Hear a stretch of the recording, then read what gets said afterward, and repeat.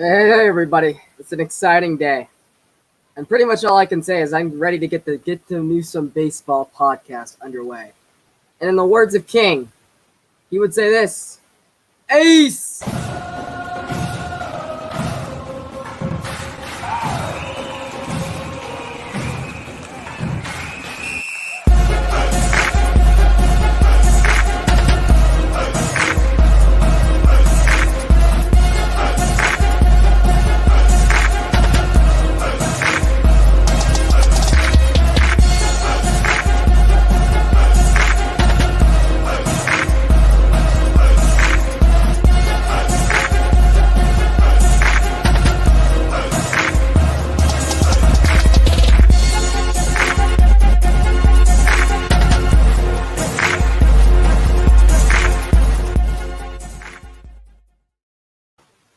Thank you everybody for joining us today for the inaugural episode of Get to Newsom Baseball. You guys may recognize me from some King Realm. I've been on Don's favor.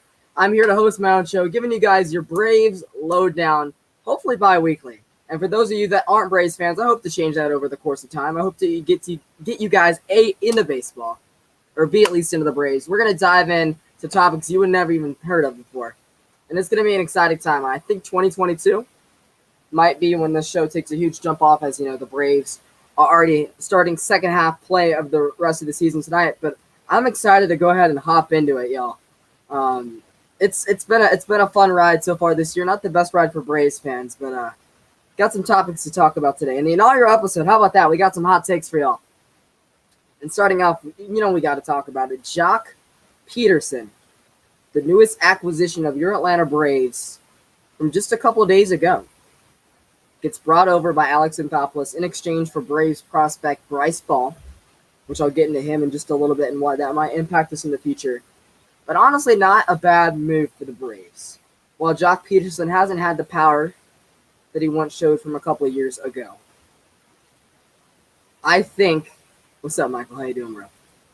I think that this move might be good for the Braves in future years. Now, I know he might be a rental, even though he has a player option after this year. I wanted Joc Pederson originally this offseason when he signed with the Cubs to that 1-year player option year deal.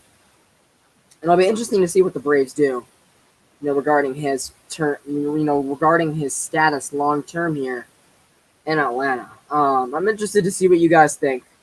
Of course, get active in the comments down below. Love to talk with you guys.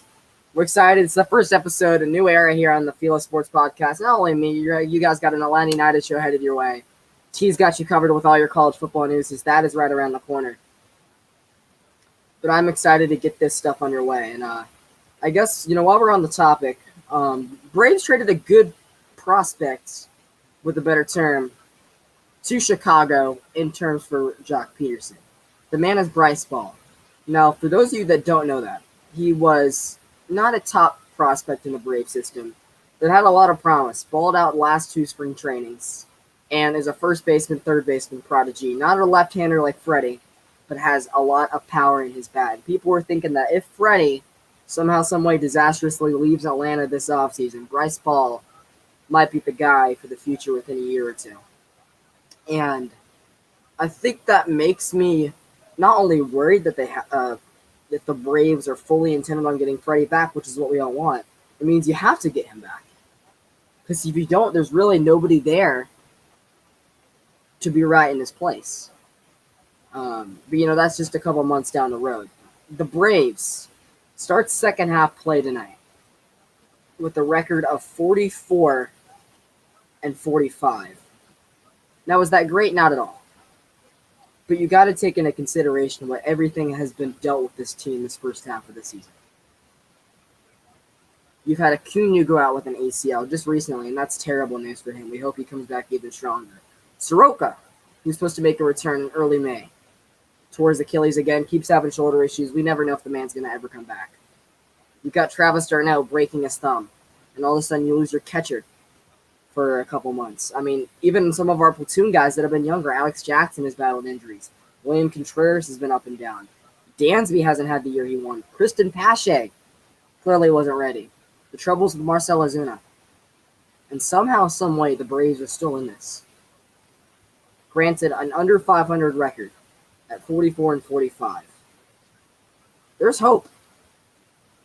Because as of right now, the Braves currently sit 4 games back in the National League East with over 70 games to play. Now, I don't know if that jumps off the page to you guys with hope, but it gives you the spirit of this team has heart. And while that heart might not be on as display as it has been the last couple of years with the flashy victories, it shows that deep down inside this team still wants to win, and they just can't catch a break.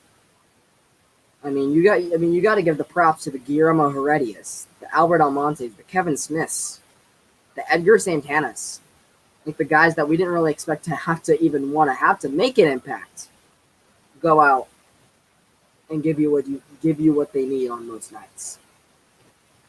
Now, I'm not going to sugarcoat it. The Braves do have some problems with this team still going into the second half. One of the big things is they got to remember the bullpen still has no fix. And we're going to have to do something about that sooner than later. And I think it's going to take more than one guy. And it'll be interesting to see if the Braves go out and maybe try to bring Craig Kimbrell back home from the Cubs as well. A couple good relievers that are on the market. Shane Green's looking like he's slowly getting it together. I think what hurt him is the longer it took for the Braves to get a contract situation with him, the longer it took him to get ready for the year. And it looks like he's finally starting to hit his groove, but honestly, he's not what he was. I think another thing that's hurt the Braves in that same bullpen is some of the guys that have taken dramatic steps back. Will Smith hasn't really panned out on what he needs to be in that Atlanta bullpen. AJ Minter, oh my God, what happened to him? The man pitched, I think, in 38 games last year, gave up 3 runs, only 2 of them earned, and has an ERA over 5 this year. And a pretty regular guy out of that pen. And the unfortunate thing is that's in the middle of the pack of stats of the guys coming out of the pen. And I know some of the fall is on Brian Snitker. We're going to have future shows down the line regarding his status and future with the Braves.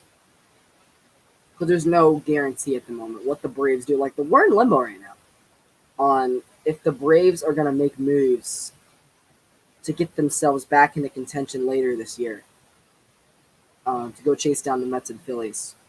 Or in a couple of weeks, are we going to be like, all right, screw it, and retool for next year, which is a very well possibility.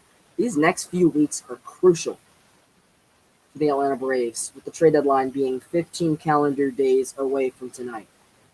And with that, we're going to get into the upcoming schedule for the Braves between now and July 31st to start the second half. Because it is not easy. Not easy to say the least, and it sucks to say because this team needed something to get out of the break and get hot. But it's going to be hard. They got 3 games this weekend, starting with the Tampa Bay Rays, the reigning AL pennant champions, who are a pretty good ball club. Lost a couple of key pieces in Charlie Morton now in Atlanta Brave and Blake Snell. A couple of big guys from that pitching staff, and a couple platoon guys in their offensive production, as in Yoshimori Tsutsugo, and a couple of guys among that nature. But like the Rays do, they always find a way to grit and grind for wins. And they come into Atlanta with a 53-37 record to start the second half tonight for a weekend of action from Truist Park. And it doesn't get easier after that. The Braves got to win this opening series with the Rays to be able to get some momentum, because after that, you got the San Diego Padres and Fernando Tatis Jr., Manny Machado, the whole Slam Diego squad coming into town, and that's not going to be easy for anybody as well. I don't know what the game plan will be at this point, because day by day, we're going to realize whether the Braves are going to be in contention or not. And it'll soon come to be true whether they're going to go out and try to get more pieces or sell and retool for next year. Because even if the Braves do finish with an underwhelming finish to the year, they're not going anywhere. This team is still built to be really good for the next 5 or 6 years. And it just really depends on the moves they make and how, healthy the team is. Because as sad as it is to say, injuries affect sports. We saw it with the NBA playoffs in the last 2 years. With the bubble last year and the shortened offseason this year, injuries can affect drastic moves in a team. whether that's the longevity of a season or a playoff series. It just happens. And the Braves have had to battle through it all year with Yanoa, d'Arnaud, Acuna, Soroka, Pache, Travis d'Arnaud.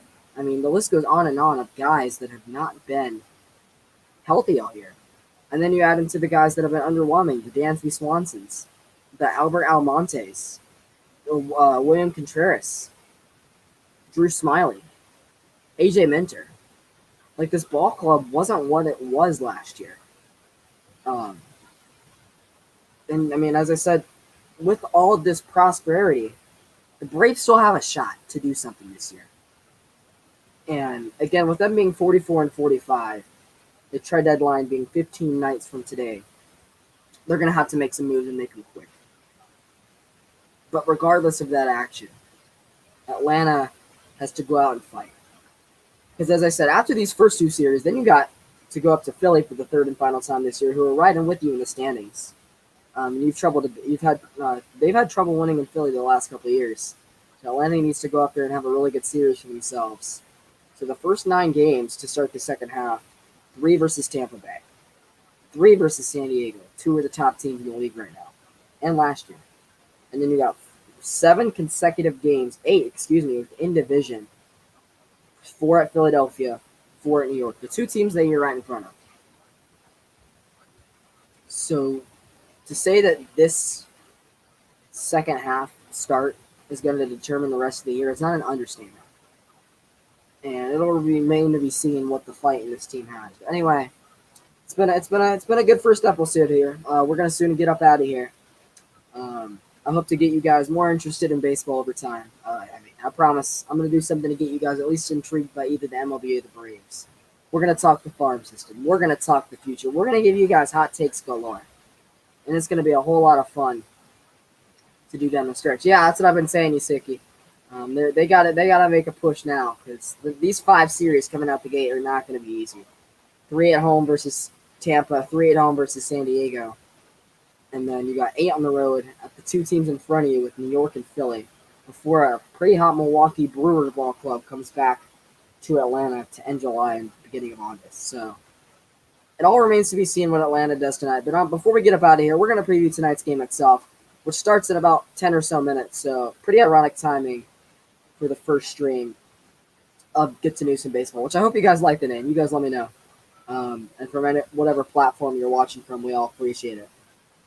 To give you guys a little bit of data going into this ball game, the Atlanta Braves are going to send out the 37-year-old veteran, former Tampa Bay Ray, and honestly might be a trade piece for Atlanta here really soon, Charlie Morton, went out there with a 3.64 ERA, 8-3 record. Not a bad year for the 37-year-old. Coming back to Atlanta after a 10-year hiatus from the team. And the Rays are going to go out there and send Michael Wacha. Bounced around with a couple different ball clubs the last couple of years, but the guy knows how to pitch. He knows how to be his role in a ball club, and the Braves got to get to him early. But to give you guys the starting lineups for tonight's game before we get up out of here. Yo, what's good, Tyrone? You guys know him from Kings Realm, from all over the place. The Braves batting lineup is going to look a lot weirder this year. I mean, it's unfortunate as it is, but tonight's ball game, you got Albert Almonte batting .227, leading off playing right field. Right behind him, the rating MVP, Freddie Freeman, 4-time All-Star and franchise guy at .274. Ozzie Albies will be batting third and second base at .262 average, looking to keep his role going. Austin Riley, the young third baseman in the cleanup spot, batting .276. The hot-hitting, newly acquired Orlando Arcia from the Milwaukee trade earlier this year will be batting fifth and left. Dansby Swanson will be your Atlanta Braves shortstop, who would have thought, batting sixth, only at .243. He needs to get a big second half bounce back, in my opinion. And then rounding out the bottom of the offensive lineup, you got Guillermo Heredia, batting seventh at .253. Kevin Smith, the catcher we acquired earlier this year, a former Ray as well, batting .194. And Charlie Morton at pitcher. So it'll be interesting to see what goes on throughout the second half. It is weird to see no Joc Pederson in the lineup yet tonight. I guarantee we'll see him in the near future. But of course, the Braves bench looks like this going into tonight's ball game. You got Ray Adrianza, Ender Inciarte, Jonathan Lucroy, Joc Pederson, and Pablo Sandoval. But yeah, the Braves got some work to do. And it was great joining you guys for the first episode of the Get to Newsom Baseball podcast. I'm your host, the Atlanta Kid, or Blake Newsom. You can guys call me whatever you want. And as for me, shop on and go Braves. I'll see you guys next time. It was a fun episode 1.